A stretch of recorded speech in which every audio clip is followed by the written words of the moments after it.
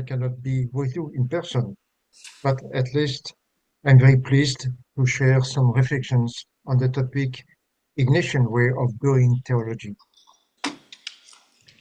The title of this paper might suggest that there is only one Ignatian way of doing theology. Yet, a glance at the past and present shows the extreme diversity of theologies developed by Jesuits, from the doctrines of Bellarmine, Molina, and Suarez on grace and freedom, until the reflections developed by Jon Sobrino in the context of liberation theologies, or by Michael Amalados and Alusus Piris in the religious context of India and Sri Lanka, not to mention theologians like Karl Rahner or Henri de Lebac in Europe. The diversity is even greater if we consider the Ignatian theologies that have been or are being developed by Ignatian nuns or lay people of Ignatian spirituality. In spite of this diversity, however, it is possible to identify a number of common features, which may take very different forms, but which attest to the same basic inspiration, which can be traced back to the experience of Ignatius and the spirituality associated with him. This is what I would like to show, limiting myself here to works accomplished within the Society of Jesus. I will first briefly mention the practice itself of theology, and then I will dwell at greater length on some of the major orientations of the theologies elaborated by Jesuits at various periods in history. First of all, it is important to take literally the very wording of the title, The Ignatian Way of Doing Theology.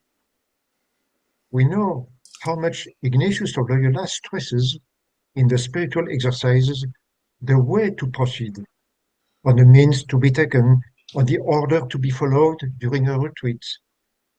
An Ignatian-inspired theology must itself be conceived as a way of doing things, as a practice, as a set of procedures. It may be said that this is true, of course, of all theology, but we see that Jesuit theologies pay particular attention to these requirements. This can easily be seen in all the traditional texts on theological training, from the Ratio Studiorum of the 16th century to contemporary documents. It is clear, for example, that the insistence on repetition, so important in the spiritual exercises, implies a certain way of conceiving the learning of theology.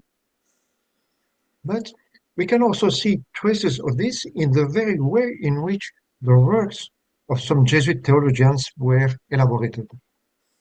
Take, for example, Henri de Lubac and Karl Rahner. The former, Henri de Lubac, has published, as we know, many books. But in a number of cases, these books, such as Catholicisme or Le Drame de l'Humanisme athée or Méditation sur l'Église, are in fact a collection of lectures or articles that the author gave in response to particular requests and in very specific situations. Moreover, Henri de Lubac published himself a book entitled Theologie d'occasion. So, with Henri de Lubac, we are not dealing with a work that was designated to be systematic. Of course, this work of Lubac is very coherent, but with the exception of some books like Surnaturel or Exégèse médiévale, it has more than once been developed in a way that has taken as its starting point the situation of his time, or the questions that arose in this situation. Historical studies and theological reflection then having to strive to answer these questions. The case of Karl Rahner is no less significant. Although he is best known for his fundamental treatise on faith, which is presented as a work of systematic reflection, the greatest part of his work is made up of lectures and articles that seek to answer pastoral or theological questions of his time. For Ranner, indeed, theology has generally consisted in dealing with very topical problems and making them objects of fundamental reflection. Of course, we could mention other Jesuits who have produced a truly systematic work, such as Joseph Moin in France, with his 3 volumes Dieu qui vient à l'homme. But here again, such a work is indebted to the many discussions the author had with Christians and non-believers throughout the preceding decades. In many cases, then, we can detect a certain way of proceeding, which consists in hearing the questions of the present day and reflecting on them, even if this reflection is then organized in the form of the work of a systematic nature. Such a way of proceeding is even more evident, of course, in the practice of a theologian like John Sobrino, starting from the context of injustice and oppression to elaborate a Christology of liberation, or of Asian theologians like Michael Amalados or Aloysius Pieris, leading their reflection from context specific to the Asian continent, with special attention to religious traditions as well as to situations of great poverty on their continent. This focus on present-day issues does not, of course, exclude deeper works about sacred scripture and about the history of Christianity. And in this respect, one has to remember the importance of the work elaborated in the past by Jesuits such as Denis Petot in the 17th century, with his remarkable contribution to what is traditionally known as positive theology. But we are reminded of the 11th of the rules Sentire cum Ecclesia in the spiritual exercises. While Ignatius invites us to praise positive theology and scholastic theology, the former helping especially to move the heart to love and serve in all things God our Lord, the latter enabling us to define and explain for our time what is necessary for eternal salvation.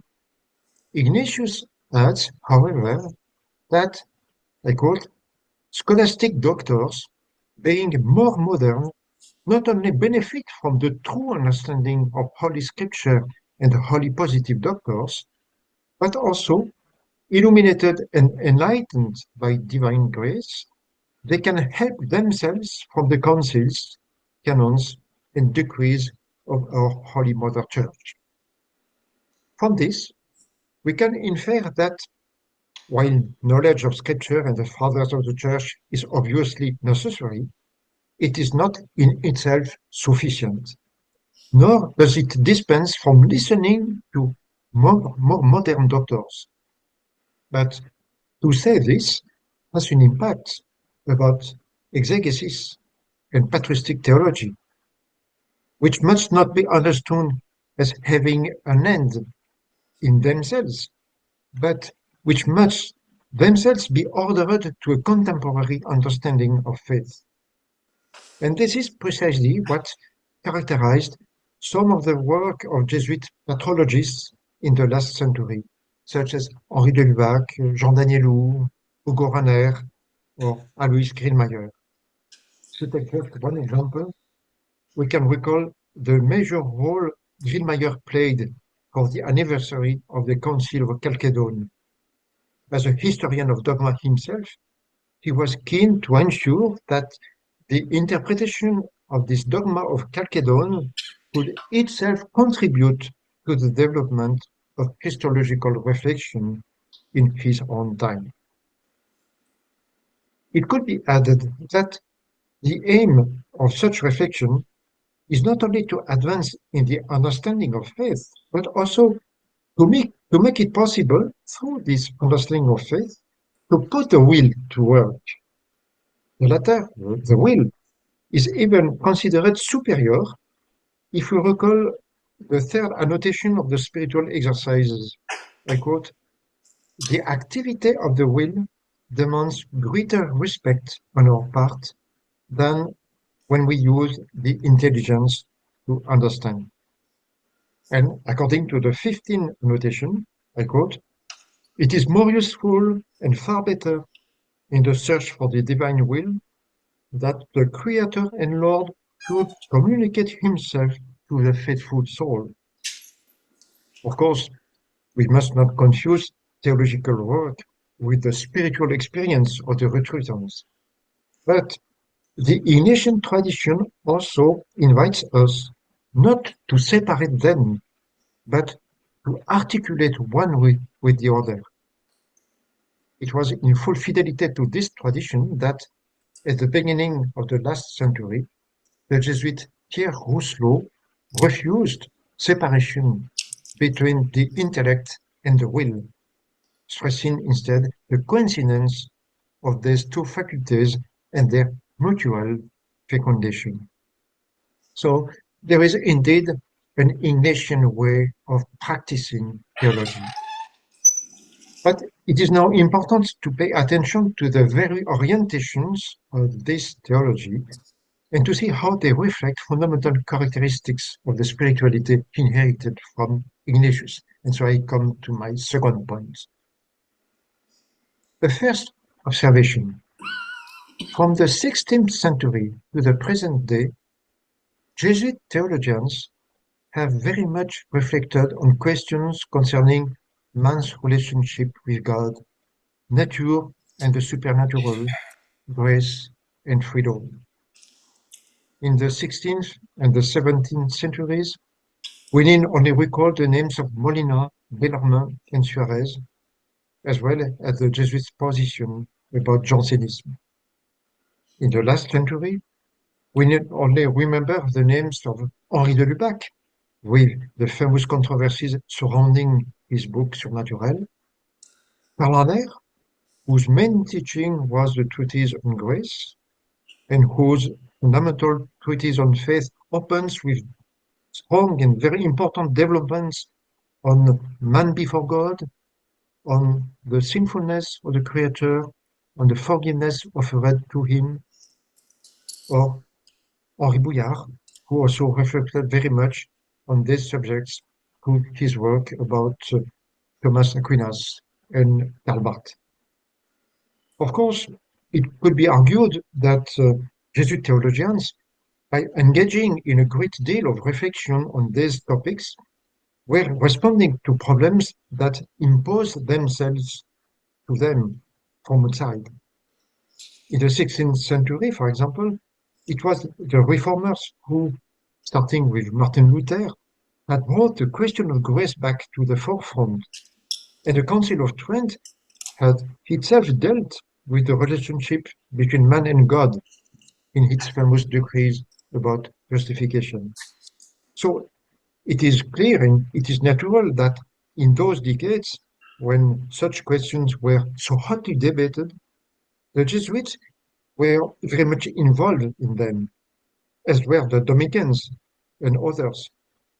And similarly, the predominance of neo-Thomistic scholasticism in the 19th century and more recently led many theologians to make statements about the doctrine of natura pura and about the question of the supernatural.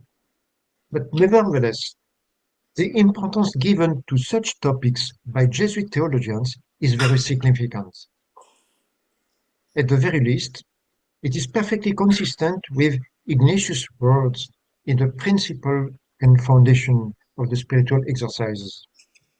Man is created to praise, respect, and serve God our Lord, and thereby to save his soul. From the outset, it is man's relationship with God that is at stake, as well as the salvation of the human being. Henri de Lubac's famous thesis, rejecting the dualism between so-called pura natura and the supernatural, and calling for the human creator to be considered as immediately called to know God and to love, can in some ways be seen as a masterly development of the formula that opens this principle and foundation. Admittedly, a number of Jesuit theologians, such as Charles Boyer, were committed themselves to the thesis of pura natura, but it is no less significant that the challenge to this thesis came from a Jesuit like de Lubac. The same principle and foundation of the spiritual exercises explicitly mentions the freedom of our free will. Above all, the rules Sentire cum Ecclesia take a stand against the errors that could be induced by one-sided insistence on predestination, faith, and grace. Certainly, no one can be saved unless he has faith and grace and so on. But nevertheless, Ignatius says we must be very careful in the way we speak and express ourselves on all these questions. Indeed, under the pretext of predestination, we risk neglecting the works that lead to good and to the spiritual progress of the soul. And likewise, we must be very careful that we do not, by dint of speaking of faith, encourage negligence in the accomplishment of works. And likewise, again, the language on grace must not be so strong as to discredit works and free will.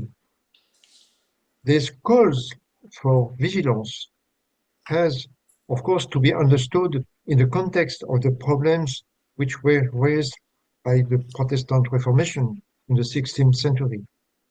Yet it is significant that at the end of that same century and in the following centuries, Jesuit theologians were concerned to insist precisely, precisely on free will and on the works to be performed, sometimes in a very strong way, as we see in Molina.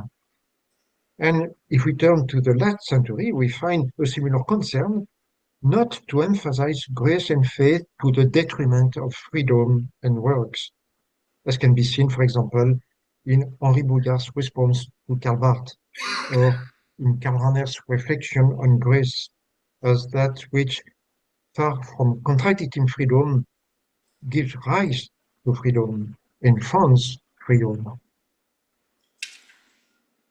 To this first remark on the importance given to the relationship between man and God and on the way in which this relationship is expressed, to the first remark must be added a second remark, which I shall formulate as follows. The Ignatian way of doing theology highlights a certain outlook on the world and on the work of Christ at the heart of this world. There is hardly any need to emphasize the extent to which this orientation is rooted once again in the spiritual exercises. It is sufficient to recall how Ignatius, after meditating on the rain, invites us to contemplate how the three divine persons looked at the whole surface or sphere of the universe, where humanity not only diverse, but divided, and all the peoples who die and go down to hell. And then Ignatius invites to consider the incarnation and birth of the Word of God into the world, and finally the human existence of Jesus, the refusal he opposes to the temptations and the various mysteries of his life, right up to his death and resurrection. At the end, the recruitant is called to look in a new way towards the whole world and even toward the cosmos with the famous contemplation to obtain love. This contemplation which ultimately invites us to recognize how all good things and all gifts descend from high, as rays come down from the sun, waters from the spring, and so on. It would be easy to show that many theologies developed by Jesuits reflect this basic orientation. when it comes to looking at the world with all its legitimate diversity and with the dramas and tragedies that mark human history, but also with the final Adamoran perspective on the presence of God in all things. So we can naturally think of Teilhard de Chardin, Teilhard Chardin meditating on the universe, on man's place in the world, on the work of Christ, and of the prospect of an ultimate fulfillment of creation at the end of history. It is true that Teilhard was not first and foremost a theologian by trade, but his vision is nevertheless reflected in works that are properly theological, such as Karl Rahner's work meditating on an evolutionary vision of the universe and on the place of Christ within this history. Christology, in any case, has always held and continues to hold a central place in Jesuit theologies. Typically, a 16th-17th century Jesuit, Suarez, devotes considerable space to the Incarnation, and as Thomas from Aquinas had done in his time, he devotes much space to the consideration of the mysteries of Jesus' life. Above all, in the last century, and right up to the present day, meditation of Christ plays an essential role for many theologians of the Society of Jesus. Emile Mèche, for example, with his work on the doctrine of the mystical body, Henri de Lubac, with his reflection on Christ as the key to the scriptures, Karl Rahner, who contributed so much to the renewal of Christology from the middle of the last century, and whose chapters on Christ alone make up almost a third of his fundamental treatise on faith. But also, more recently, Jan Sobrino, who has developed a Christology on the poor, based on the poor, or based on the victims of injustice. Or in Africa, Martin Hebga and Engelbert Weng, who have helped pave the way for meaningful Christology in the context of sub-Saharan African cultures. Or in Asia, Michael Amalados, who has presented ways of relating to Christ in the religious situation in India. Or Alusus Piris, who has developed a Christological reflection in the context of Asian poverty and religiosity. Here again, of course, it could be argued that Christology is central to many other theologians who are not part of the Ignatian tradition. But this tradition, nonetheless, implies a certain way of looking at Christ. This can be seen, for example, in a comparison with the representation of Christ in the Thomistic tradition. In his Summa Theologica, Thomas Aquinas asked, should Christ live among men or lead a solitary life? And Thomas answers, the contemplative life is in itself higher than any other kind of life, but the active life, which consists in transmitting to others by preaching and teaching the truths contemplated, is more perfect than a merely contemplative life. The kind of life thus recognized by Thomas, the kind of life he recognizes is precisely the kind of life that advocated by the order of preachers, transmitting to others what has been contemplated. Contemplata aliis tradere. By comparison, in the Ignatian tradition, Christ is not first of all perceived as the one who preaches truth previously contemplated, but rather Ignatius invites us to contemplate Christ in his active life, in the towns and villages he passed through, and to ask to know him so as to love and follow him better. Such an orientation can be found in a good number of Christological developments by Jesuit theologians.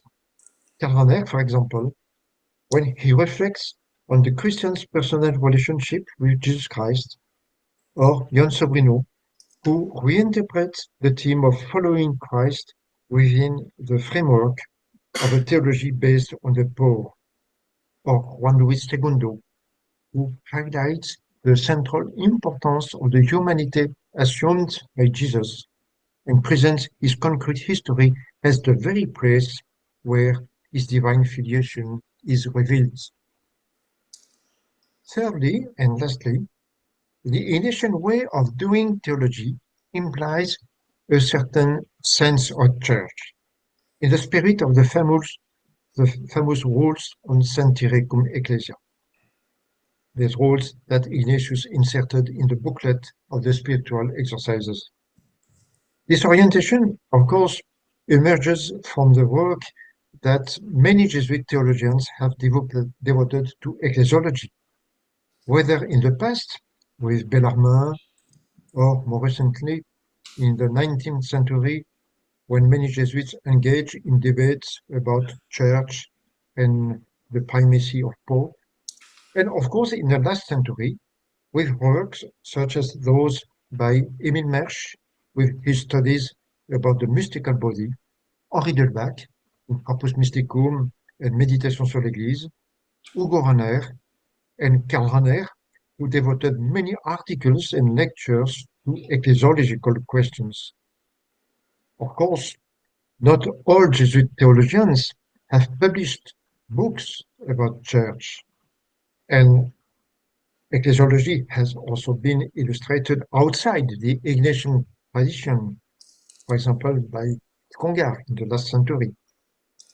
The inspiration received from the rules for filling with the church are in fact manifested in the ecclesiological work of some Jesuits, but more deeply in a certain spirit than can be described as follows: a concern to be both attentive to the people of God and fully faithful to the magisterium, not at the price of guilty silences in situations of conflict, but with the conviction that the same Spirit speaks through the whole ecclesial body, and that without hiding one's own opinions, it is important in any case to respect magisterial authority, even if this means accepting, at times, not to be heard or understood. The history of the Society of Jesus in the last century shows that this attitude was indeed maintained.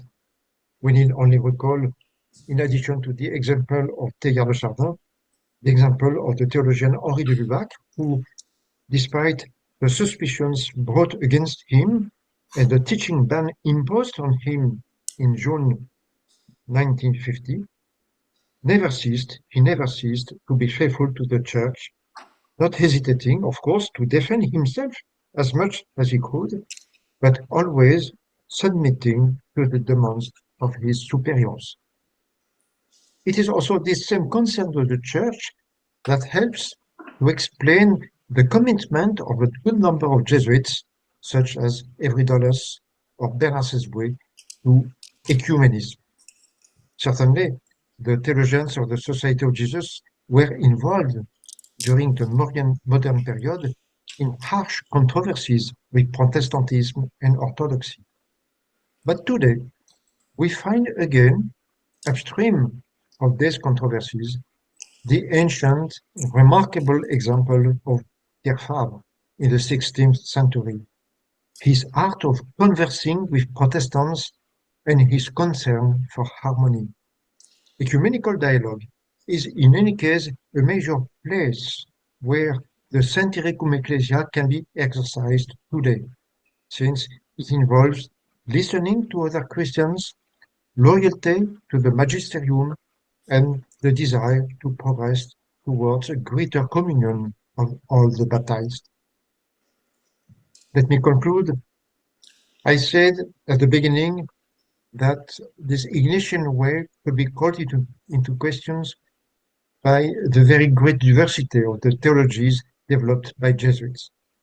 But the journey proposed here helps in part to understand the intimate link between this diversity and Ignatian inspiration, whether through its concern for pedagogy, or through the way it invites us to look at the world, or even through its way of representing the Word made flesh, and his way of inviting us to follow it.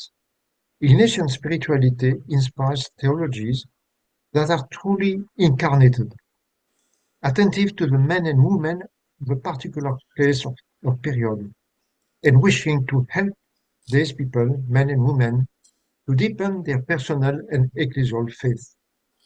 These Jesuit theologies are therefore necessarily diverse according to the very variety of the places and times in which they are developed. In any case, to the extent that such theologies reflect an Ignatian inspiration, they imply a deep sense of the link between doctrine and spirituality. The same could be said of theologies that are more marked by the Dominican or Franciscan or other inspiration. The Ignatian way of doing theology is, I repeat, only one way among others. But like the others, and in its own way, this Ignatian tradition, the theology in this Ignatian tradition, implies and manifests a deep link between theology and spirituality, a link that was certainly somewhat obscured in the days when the work of theologians and the work of spirituals were separated, but a link which was largely rediscovered in the last century by men such as Henri de Lubac and Karl Rahner. By the very fact that there is indeed an Ignatian way of doing theology, the works marked by such inspiration can never be considered as simply falling under the heading of fundamental or dogmatic or pastoral theology. They also fall for the same movement under what is called spiritual theology. Thank you very much.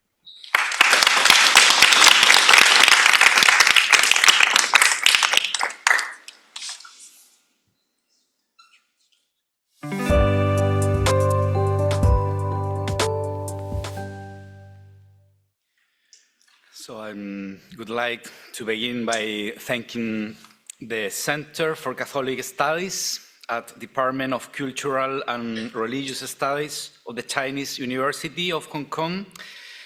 In particular, I want to say thank you to Ansel Lam and Antoine Rey and Lucia and their team for their warming hospitality and efficient organization. I titled this presentation, The Art of Conversation as the Ignatian Trace of Michel de Certeau's Theological Thought, Some Challenges to be Faced by Church Reform. In this contribution, the hypothesis we want to demonstrate is that the paradigm of conversation would be the key to interpretation of Michel de Certeau's comprehension of the Ignatian spirituality and the mission of the Society of Jesus. This key helps clarify Michel de Certeau's theological gesture and his intellectual itinerary. Thus, the establishment of the broken communication between Christian languages and contemporary culture becomes the great axis that will allow, in Certeau's eyes, the reform of the Church, a conditio sine qua non, to avoid becoming an empty and insignificant discourse without sufficient tessitura to inspire the practices of the everyday life of believers. I divide this contribution into 4 moments. First, we will deal with the conversation as the main Ignatian heritage of his thought. Secondly, we will approach the analysis of the theological language crisis of the Church. Thirdly, the reform and the return to the heart. And fourthly, we will address the question that Certeau posed to contemporary theology. First, the paradigm of conversation at the heart of the understanding Jesuit mission. Certeau was, above all, a man of conversation, a man of dialogue. Defining him in this way seems to be closely related to his own hermeneutical key to the Society of Jesus mission.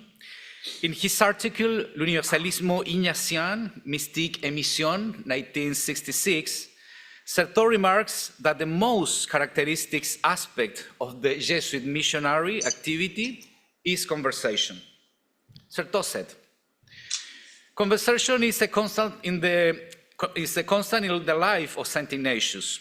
From Manresa onwards, he sought how the spiritual person with whom to communicate. The exercises are a spiritual dialogue between the director and the retreatant. But the conversar embraces also the apostolates of the Jesuits, whose individual ministeries are often summed up by the trilogy, colloquies, confessions, exercises. Dialogue is central to his doctrine everywhere. End of quotation. Conversation is associated with Certeau's thought of the search for the word. Certeau said, what remains of the spoken word without there is no faith? Where does the spoken word subsist? End of quotation. This is the burning question that Certeau asked himself in the Fable Mystic One, and which articulates a large part of his intellectual explorations in the different sciences of the other theologies, where the particular trinity, ethnology, psychoanalysis, and history, has a privileged place. At the basis of his scientific practice is the profound conviction of the need to renew broken communication between the human sciences and theology, between saying and doing, between the past, the present, and the future, between unity and difference. His not without you, pas sans toi, is the sign of an unwavering desire to make place for the other, without whom we are not. This hospitable conviction, a fundamental virtue in Certeau, is rooted in his understanding of faith. Certeau said, faith is first and foremost communication in truth and the construction of languages that the group elaborates as it formed itself. End of quotation. Second point, the church traditional language crisis. As Christophe Theobald says, the very first task of theology in a diasporic situation, like ours, is to discern the sign of the times and also to help Christian communities understand the highly uncomfortable moment of crisis they are going through.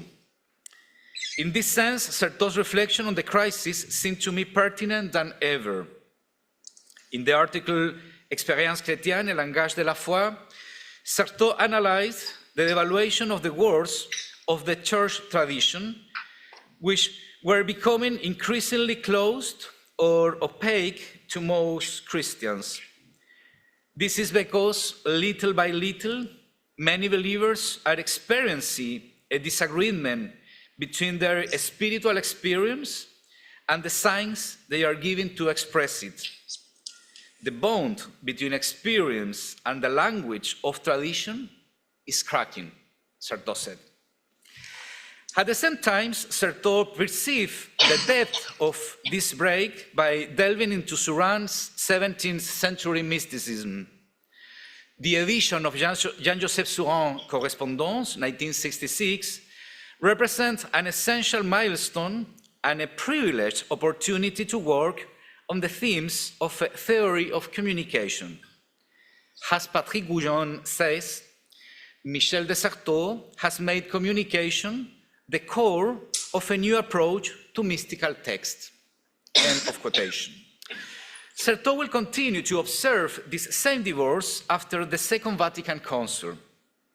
In his article Apologie de la Différence, works on the crisis of religious language by presenting it is a schism between the forms of modern conscientiousness and the social cultural language of faith, the cause of which is said to be the narrowness of the boundaries of Christianity. The schism manifests itself in two different ways of feeling, perceiving, and thinking, which means that Christian discourse separates itself from the ordinary language of men. The reason for this isolation could be found in the mental narrowness that located the Church in a small cultural and social space of human experience, losing or overlooking other dimensions of the human: scientific research, culture, art, work, in short, everyday life, which would take off as a research object a few years later. As a result of this confinement, the Christian conscience tends to become more superficial, and consequently, the language of faith becomes abstract, unreal, or irrelevant to our contemporaries.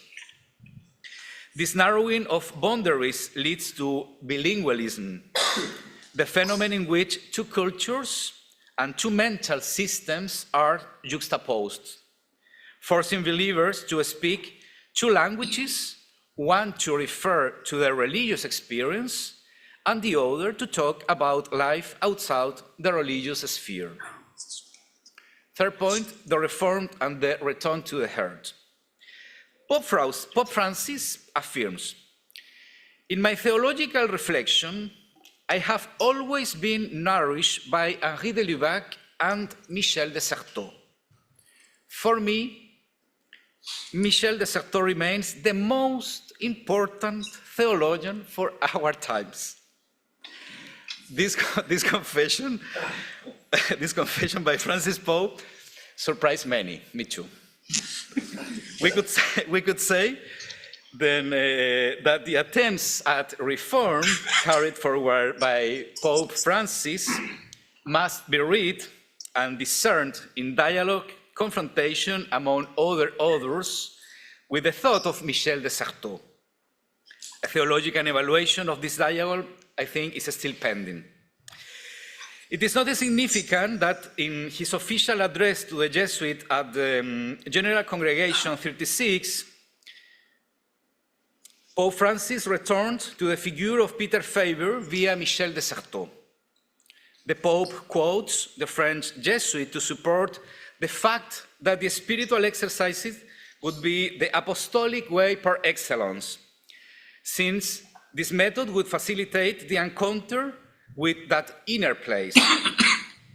It is here that the formula, the return to the heart, appears, which will be used again in the encyclical Dilexis Nos, where Francis takes up a rereading of the tradition of the Sacred Heart of Jesus.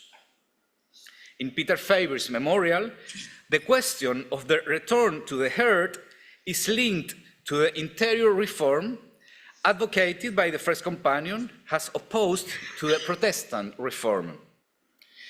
In number 24 of the encyclical Dilexit Nos, Francis affirms, "The theology underlying the spiritual exercises of St. Ignatius Loyola is based on affection, affectus, pointing out that it's not about intellectual concepts that need to be put into practice in our daily lives, as if affectivity and practice were merely the effects of and depended upon the deity of knowledge." In this paragraph, the Pope is explicitly dialoguing with Michel de Certeau's text, L'espace du désir ou les fondements des exercices spirituels, published in the journal Christus in 1973. In this article, Michel de Certeau examines the influence of nominalism in anthropology and theology underline the principle and foundation of Saint Ignatius. Michel de Certeau said, "In the Anthropology and Theology underlying the Ignatian text, there is a vanishing point concerning the order of the world, that is, the will. Thus, for the theologian of the time, the hierarchical universe is merely an unraveled order relative to what God has actually established. The latter could be quite different if God so willed. Hence, this reference to an unfathomable will introduce a worm into the fruit of knowledge. The rationality of the world is cracked by the unknowability of the divine will." To delve deeper into this anthropology, underlying the principle and foundation of the spiritual exercises of Saint Ignatius, Certeau refers to the introduction of the memorial of Peter Faber, which outlines the theological conception of the 16th century marked by nominalism. While working on the theologian professors of the first Jesuit companion in Paris, all more or less marked by Ockhamism, Certeau became aware of the importance of nominalism. Probably, since the 16th century, the influence of Duns Scotus and William of Ockham crystallized and catalyzed an epistemological shift that gave the spiritual experience a new place in the knowledge of God. When all the certainties of knowledge break down, the only place of certainty of God's will be a spiritual experience. Certeau can move toward an understanding of a spiritual experience by combining, in an original way, uncertainty about the divine will, the nominalistic heritage of Ignatian anthropology, allusion to the desire and speaking subject, the heritage of Freudian and Lacanian psychoanalysis and theory of enunciation, and the acute image of a Deus semper maior, the mystical heritage. Hence, this understanding of a spiritual experience implies a detachment of desire from a place, an object, a religious language, or an ideal based on the primacy of the volo, or will root it in the Christian faith postulate. Michel de Certeau said, "What is deepest and least known in God, the disquieting strangeness of this will, and what is deepest and less known in men, the disquieting familiarity of our own will." End of quotation. Therefore, the exercise's tactic is to get the recitant to determine himself differently by practicing a deviation from the choices or position of his previous life. Hence, what matters to Ignatius is not the truth of the places he proposes to us to compose and contemplate, but the operation they engender. Fourth point, some challenges posed by mystical language to theological languages. Spirituality, said Michel de Certeau, insofar as it is an expression recognizes an articulation of language with that which is impossible to say, and is therefore situated in that boundary area where we cannot speak about, is also with we cannot not speak about. This boundary area is the place of the other, a place that is both impossible and necessary. This boundary area refers, on the one hand, to the famous last proposition of Wittgenstein Tractatus, whereof one cannot speak, thereof one must be silent, and on the other hand, of the Act of Apostles, chapter 4, we cannot not speak. For Certeau, both propositions can be held at the same time, but not at any price. This is the problem of mystical language and the interstitial space in which Certeau thinking is situated. Is this not also a central problem of all theological language? Certeau uses the word fable to refer to modern mysticism, as well as to theology and Christianity.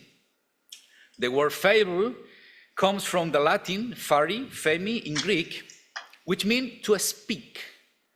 Fable refers to a known place where a speech is born, a speech that sets in motion and engenders a new speech that is either sometimes disturbing and almost always subversive, like any emergent otherness. Michel de Certeau said, "Now, Jesus Christ is a fable, a kind of fable that must make subsequent productions possible." End of quotation. With these words, Certeau challenged an overconfident Catholicism.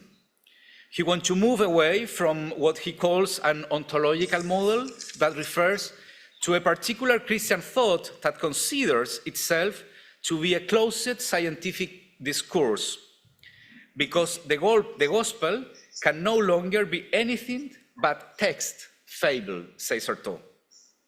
Hence, it eludes any place of knowledge established by corpus of truth. Fable, on the other hand, refers to something more modest and humbler. Certeau established the place of fiction as an obligatory element of any language of faith. Fiction is that the condition of possibility for poetics. It's open a space for saying and writing, allowing the birth of a discourse and establishing a framework capable of representing a dialogue. As Certeau rightly pointed out, Michel de Certeau says, mystic is the Trojan horse of rhetoric within the city of theological science. We should remember that the Trojan horse was the artifact used by the Achaeans to enter the fortified city of Troy. Taking it as a sign of victory, the Trojans brought the horse inside the city, unaware that it contained several enemy soldiers who then killed them and opened the city gates. The question then is, what gates has mystical language opened or is opening onto the fortified city of theological language?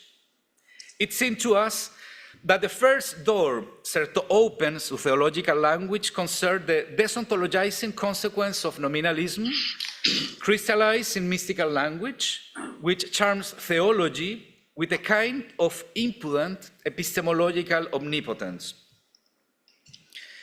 Theology postulates, in any case, said Certeau, a readability of the existential.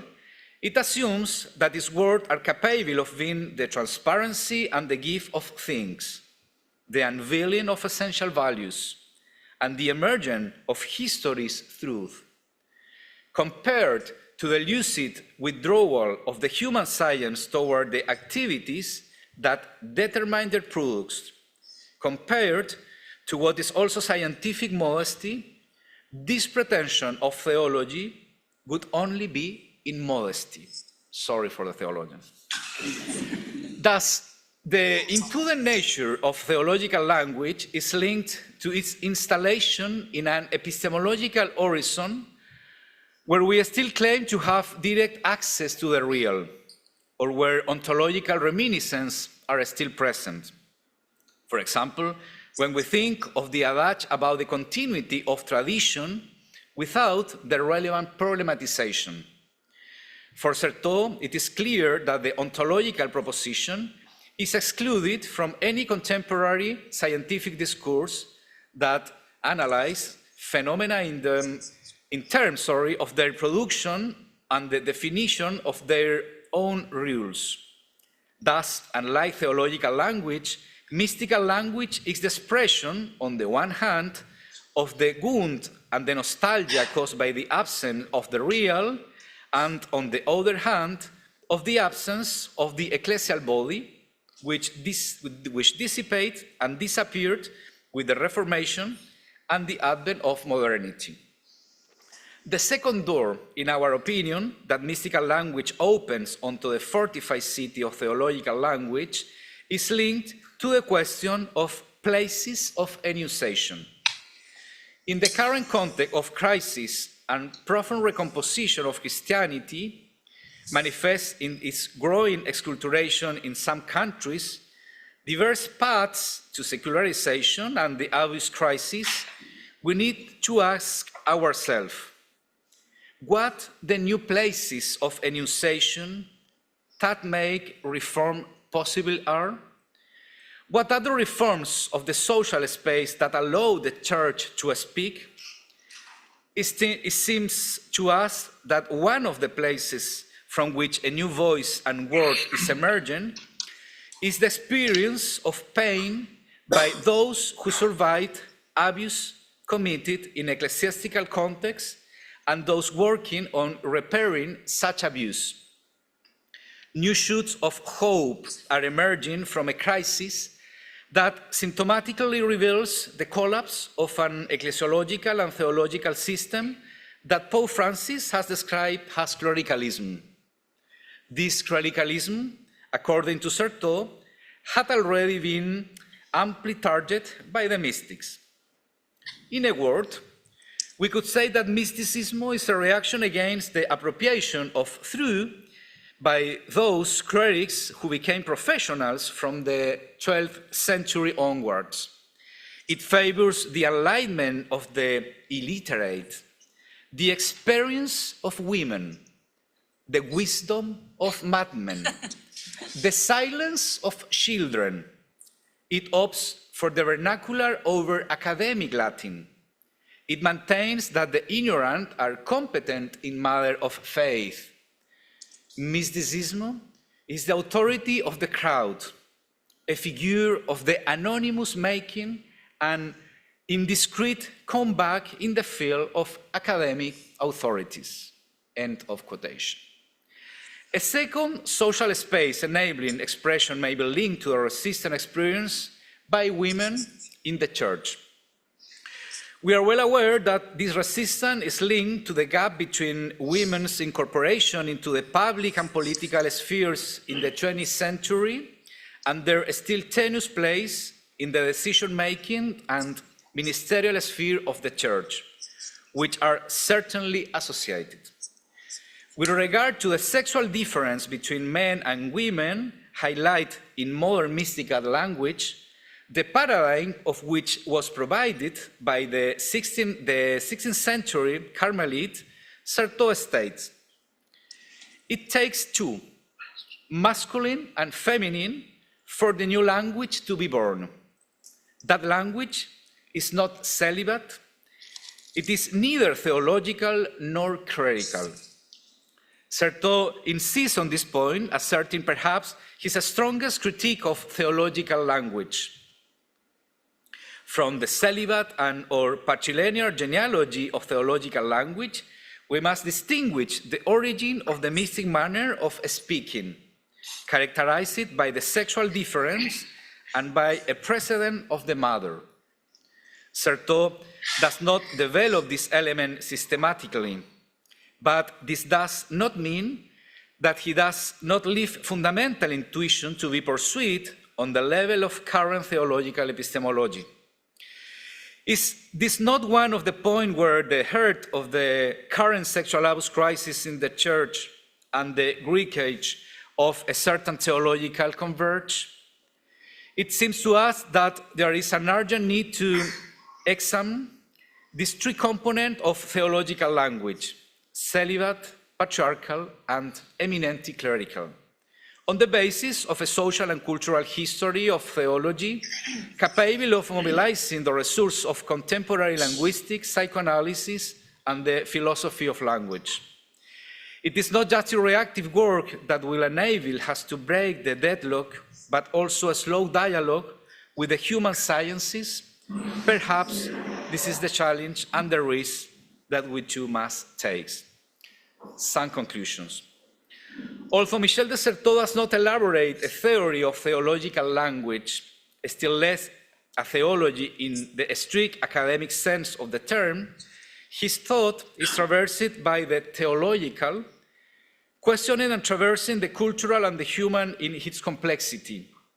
The theological is found in almost all his intellectual projects, but has an often deferred and oblique reading. The most important thing for him is to penetrate the difference and the otherness that emerge in the heart of the world, in that everyday space where new languages are forged that allow social communication. Certeau carries out a theoretical and practical vindication of the language of ordinary people, opening enormous possibility for a theology and a spirituality capable of taking seriously cultural and everyday life as the place where a believing subjectivity emerges among our contemporaries, an expression of freedom and commitment to the struggles and challenges of their time. The constatation of the misery of theology in the 1970s echoes with Certeau had already seen in theology during the 16th and 17th centuries. A humble theology, after having long exercised its magistracy, expected and obtained from its author the certainties that eluded. These certainties invite theology to life a true hospitality, which is expressed through a fruitful and bold dialogue with other disciplines of the social sciences. Facing the reform of the Church, it seems clearer, at least than ever, that the dialogue between the language of the Church tradition and the social sciences presents itself as an imperative. The paradigm of conversation appears in the work of the French Jesuit as the most fruitful way to traverse the crisis of Christianity and a fractured cultural system. In the mystic fable, Certeau states that mystic is the anti-Babel, the quest for a common speech after its breakdown, the invasion of a language of God or of the angels that compensates for the dissemination of human languages. His theological gesture and conversation style draw heavily from the tenacious matrix of modern mystics who refuse to accept the fracture of communication.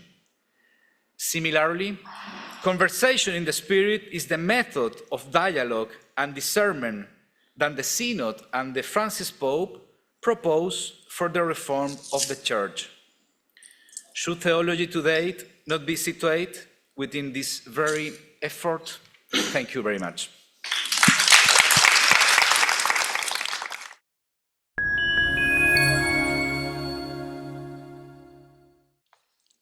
So now we will have 20 minutes of a conversation, and thank you for those online to send some questions. I have already one question on the chat. I will soon ask Carlos Alvarez.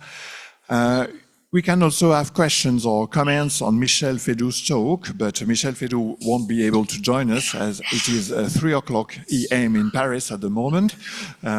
So I can give him a ring, but I'm not sure he will answer. But maybe we can still raise questions, and we'll see if we can answer. So a microphone will circulate, but first of all, I can start with the question online. And Carlos, it's for you, and I think it's a very important question because Certeau is widely known for his works in cultural studies and sociology. Could you further elaborate how his theology informs his empirical social inquiry, and the other way around? How can the mystical language of theology be reconciled with scientific language? Yes, you have. Well, thank you for this wonderful question and difficult question. We are editing a corpus of text of Michel de Certeau and South America and North America. There are some articles dispersed in different reviews, and 3 or 4 inedit texts. One of them is a conference that Michel de Certeau did in Belo Horizonte in 1973, if I remember well. And in this conference, Michel de Certeau is very, very critical to the scientific language. For him, at the moment, maybe we can say the same today, the science was pushed by United States and the NASA and the CIA, and for him, the scientific language is bourgeois language. For him, I think the possibility to link the theological language and mystical language with the notion of fable, is not an opposition to historical existence of Jesus. Jesus, of course, he existed. He exists now. But for the notion of fable, the possibility to Michel de Certeau is to place the Christian language in the margin. This possibility allows maybe the theological language to deconstruct, how do you say that, la deconstruction? To deconstruct, to do a kind of deconstruction of the scientifical pretension of the language. So, yeah, maybe I think we have a little skill, I think, in this way to understand the relationship between the science and the mystical language. But on the other hand, Michel de Certeau was a very scientifical, he has a very important social scientific in 17th centuries. So he has a kind of rigor, I think. But for him, the architecture of the science, of the social science, was the most important problem after May 68. So, yeah, this is, I think, another point. For the empirical theology, I think Michel de Certeau, it will be very, very useful. The practice of everyday life, I think, allows different kind of research for the life religious, for example, today. It's allowed, I think, a lot of research concerning the popular religiosity also. Certeau, as Francis Pope, was very interested in this phenomenon.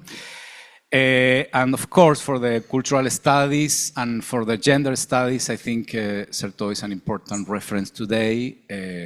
Yeah. Thank you. So I received a message from Michel Fédou, who is online, so he will be able to answer questions if you want. But we need to allow him to speak. Okay. Yeah. Okay. So Michel, whenever there will be a question for you, you will be able to answer directly to us using opening up your mic. And good morning, if I may. Thank you. Early morning. So a lot of questions running. Yeah, Jerry? No, this lady first. Okay, so we can see you, Michel. Can you pass the microphone to... Oh, okay, you have what? Sorry. I am Erica Lee from the Holy Spirit Seminary College in Hong Kong. And Father Carlos, thank you very much for your insightful presentation. Because I am not familiar with the theology of Certeau, please allow me to ask very basic questions. I would like to know if Certeau talks about how to choose the dialogue partner. And secondly, what attitude should we have when we engage with other dialogue partners, especially those who are not Christians or do not share with the Christian faith as we do? Thank you.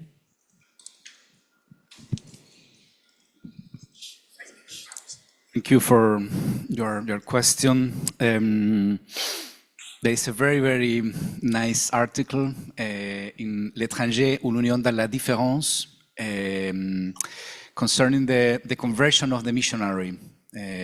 I think for for the experience to encounter the others, this article is really wonderful to understand what are maybe the most important conditions for the dialogue.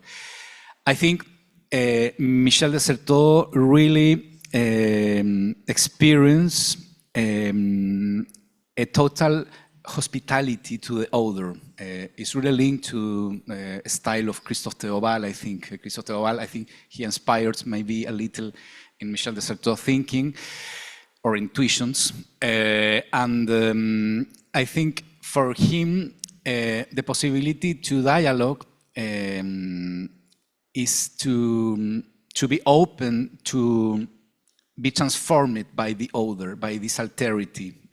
In fact, as Michel de Certeau remembered me several years ago, the definition of theology in Michel de Certeau is theos alters the logos.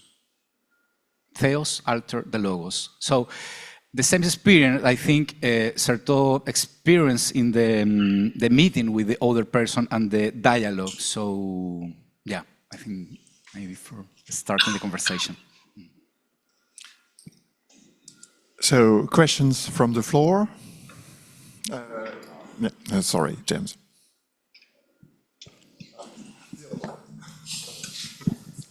Thanks very much, Carlos. I very much appreciate de Certeau's critique, and you can see that operating certainly with Pope Francis and his desire that theology become rooted in experience and in spirituality. And that's certainly one of the challenges. And I would have experienced that in the whole synodal process that I've been engaged in. However, I'm always left with a question with de Certeau. What constitutes mystical language for him? Because at the end of the day, he seems to be pushing towards a sort of apophaticism in which there is no language. Now, if I may wear my Barthian hat here, of course, theology cannot speak on its own basis, otherwise it ends up in being an empty language, and I think de Certeau is right about that. But we speak on the basis of God's word to us. And it's very interesting in the examples that you gave from the spiritual exercises, how de Certeau seems to miss the point that actually conversation is not just with the spiritual director, but is with God. And also that also with theology, as in scripture, the example would be Caesarea Philippi, we speak on the basis of what is given to us. Likewise at Pentecost. So we're not simply speaking out of our own constructions. Now, theology needs to be reminded of that frequently, but I'm just left with that question of what de Certeau misses himself. Thank you. Maybe you can answer and then, thank you. Yeah, thank you, James, for the question. First, I think Michel de Certeau never defined, I think, what is the mystic. Maybe he defined what is the mystical person. It's mystical, everyone that is capable to walk and blah, blah, blah. I think for Michel de Certeau, the mystical language is an style to a person who experienced a shift with the traditional language. The mix, for example, Santa Teresa d'Avila, Jean-Joseph Sourin, Saint John of Cross, experienced a kind of difficulty to the traditional language. I don't know how to say in English, but there is not a messenger you can speak to me the message of God. Aucun messager peut me donner ce que mon corps cherche. But on the other hand, the language mystical is to be able or capable to say this absolute experience and maybe play with the language. And it's in this point that the notion of a style is important for Certeau. The oxymoron, for example, the poetic way, to say the mystery. But yeah, in one hand, I think, and the experience of Michel de Certeau, if I understood well your question, there is an article that was written by Wendelin, I think, Jaksic, and she said Michel de Certeau was a mystical, un mystique qui ne savait pas qu'il était mystique, or quelque chose comme ça. A mystical that never knows that he was a mystical. So I think that, yeah. So this question is for Michel Fédou. I think we met about 15 years ago when you were president at Saint-Sèvres. But first, thank you. That was a really helpful presentation. I wonder, though, and you did recognize clearly that there's not one way of Ignatian way, but I think, isn't it better to think of the exercises and constitutions as setting up some tensions or some choices? To give an example, you mentioned both Karl Rahner and Avery Dulles. They disagreed on a lot of things, and Hernan gave us the beautiful quote yesterday from Rahner, I'm a relativist about everything, and in the essay, St. Ignatius speaks to a Jesuit, that includes the church. I mean, Rahner has Ignatius say, sure, the church is very, very important, but nonetheless, I experience God immediately, and Avery Dulles is horrified by that view. So it seems to me, one might say, well, both of those views can be found in the exercises.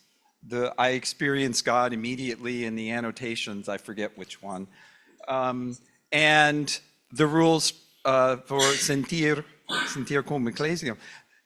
And someone doing theology out of an Ignatian inspiration has to organize those two things. And it seems to me then that Rahner prioritizes, I experience God directly, but recognizes the other. Dulles prioritizes that. So I guess I'm agreeing there are different ways of doing Ignatian theology, but I think it's a matter of tensions that are in the exercises that Ignatius brings together in that brilliant way, and then theologians have to make choices over how they negotiate those tensions. What do you think? What can you answer? Thank you very much. Thank you very much. And first of all, I would say again that I regret not to be present. I'm sorry not to be present in person, but at least I'm very, very very glad to give a paper during this conference. Thank you for your question.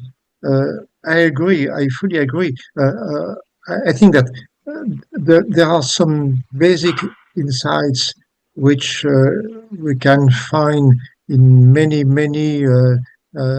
books or articles of Jesuit theologians, but that does not imply that there are not tensions and even disagreements between one and another Jesuit theologian. And I agree. Your example is very interesting. Between Rahner and Avery Dulles, there were disagreements about the church. That's true.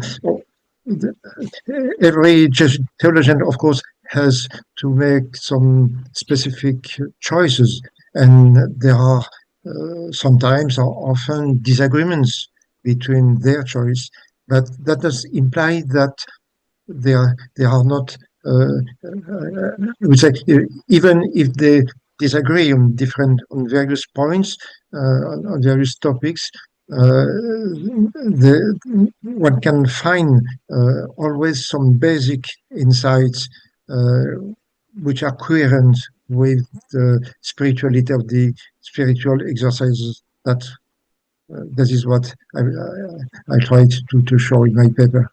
Thank you. Thank you, Michel. And a final question.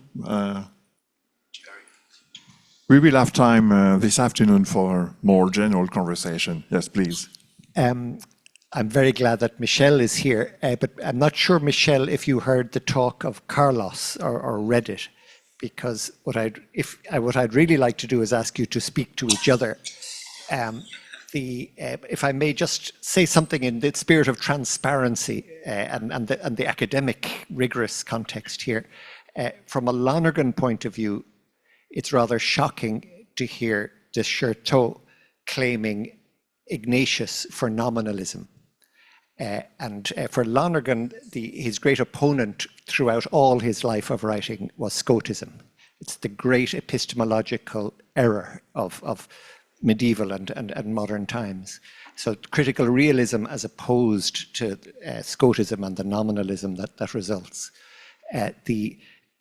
So now he's with de Certeau on historical consciousness, but he believes you can establish a lot of that kind of dialogue and sympathy that de Certeau is holding for from a critical realist point of view. So my question, really bringing Michel into the picture, you spoke about a basic Thomist tendency in the Christology of especially at the active life. I don't know, am I overinterpreting you as talking about a basic Thomist orientation of Jesuit theology? Certainly Lonergan would be saying this. But so my question is something along the lines, is de Certeau trying to reverse an entire Thomist tendency in Jesuit theology? But am I overinterpreting? Michel, were you talking about that, a basic Thomist tendency? If we agree at the epistemological level, nominalism, Scotism is opposed to Thomas. So the question, at that fundamental philosophical level, is there a problem for a lot of Jesuit theology in the way that de Certeau claims Ignatius for nominalism? Michel, thank you very much indeed. And Michel, do you want to answer something about this question of Thomism and nominalism within the Jesuit tradition, we may say? Thank you for your comment, your question. I basically think that in the Thomist approach of theology, of Christology, more precisely, there is this conviction that the theologian first contemplates some truth, and then he tries to express these truths. Predicare, contemplator predicare aliis. That's the main tendency of the way of proceeding by Thomas Aquinas. And it seems to me that the way of proceeding that we find in many writings of Jesuit theologians is quite different. It's not this, I would say, this descendant way, starting with contemplation of truth. It's another way which it's more linked to the presentation of Christ in the spiritual exercises of Christ, whom we are called to follow in his very concrete life. Thank you for your question. Carlos, do you want to answer? You have a few seconds. It's difficult to say this topic, but I think the first companion were inspired by Gabriel Biel and the other theologian, the Occamismo, the nominalist theologian. But I think it's another thing to say that the Jesuits were the nominalists, and Certeau is interested in nominalism because the nominalism is a kind of epistemological fundament. We have to think and understand for Certeau that maybe nominalism is linked to the deontologized language of tradition. This is the point. It's not if we are nominalists or not, I think. And for Certeau, the actual epistemology is the absence of the real. That is clear for him. Maybe just to jump into the conversation, one of the answers is also what was the teaching in Paris at the time where Ignatius was taught Thomist theology, but which had been, that is obvious that the way Thomistic, the Thomistic tradition was taught in Paris at the time when Ignatius was there was through the lens of nominalism.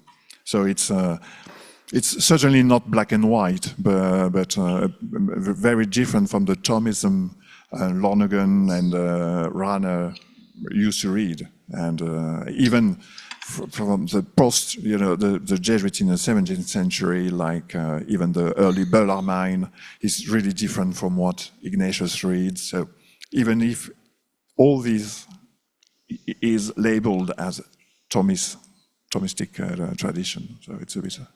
Yeah, sure. I think for Certeau, the most important thing to touch the nominalist, topic is the emerge of the spiritual experience, because the spiritual experience is really linked to an epistemological level to emerge of nominalism in 14th century. So what happened after nominalism? We are not a certainty of the truth. And the only certainty of the will of God is my spiritual experience. This is Devotio Moderna and also the experience of St. Ignatius and the first companion. I think Certeau said that. Thank you very much indeed to Carlos and to Michel, and thank you very much, Michel, to wake up this early.